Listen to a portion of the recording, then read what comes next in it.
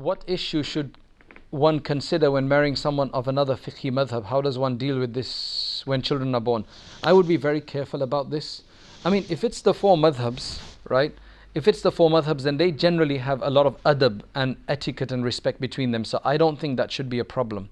But you do need to understand when you get married, you probably do need to agree beforehand that, okay, we will bring our children up as Hanafis or Malikis or whatever it is, whatever they're going to have access to in the local maktab. That's what's important, that you take on the madhab of what's, available there.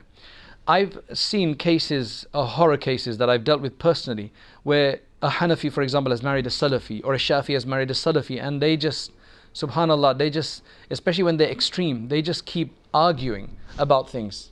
To such a degree that one case that I just dealt with recently, he told his wife that you're a kafir, right? Because he was extreme Salafi, and she was either Hanafi or something, and he says, you're a kafir. Eventually that's what it came down to. He tried to change her, but he couldn't. He says, you're a kafir, and then he divorced and went off, and they've got children, right? So it's generally within Hanafi, Shafis, the Malikis, between them it's quite fine, but when you have Salafis, then that causes a lot of problem, right? Because the whole Salafi methodology, unfortunately, their understanding is that they are exclusively right and everybody else is wrong.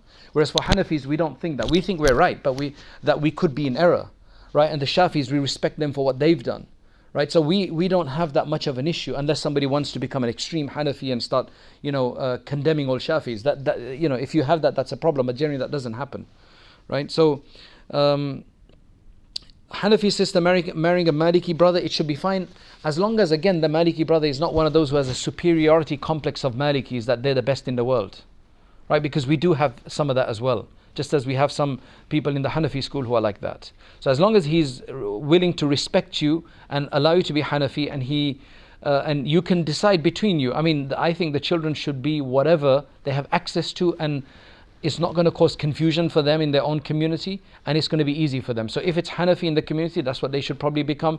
If it's Maliki in the community, that's fine. It's just whatever they can bring their children up. I mean, one of my teachers, he's actually married to a Shafi. Their children are all brought up as Shafis, right? And he's a big Hanafi Sheikh himself, but they're all brought up as Shafis. That's a possibility.